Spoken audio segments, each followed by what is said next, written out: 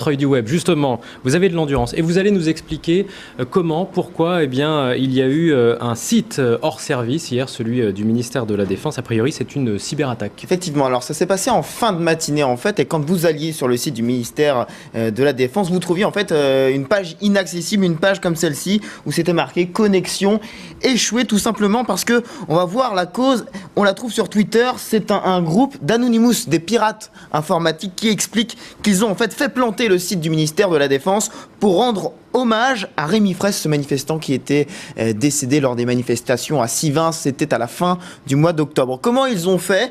A priori, il n'y a pas eu de données qui ont été volées, dérobées, il n'y a pas eu de prise de contrôle à proprement dit du site. En fait, ils ont envoyé un maximum de requêtes au serveur du site pour le saturer et pour qu'en fait, il ne fonctionne plus.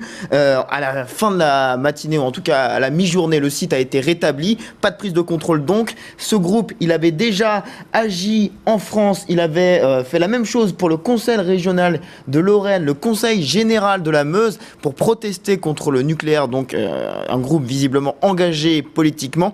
Et là, il nous explique qu'il va remettre le couvert aujourd'hui, visiblement, contre le ministère de la Défense. Enfin, on va regarder attentivement ce qui se passe. A priori, la méthode sera la même. Il faudra quand même regarder s'il n'y a pas de prise de contrôle du site du ministère de la Défense aujourd'hui.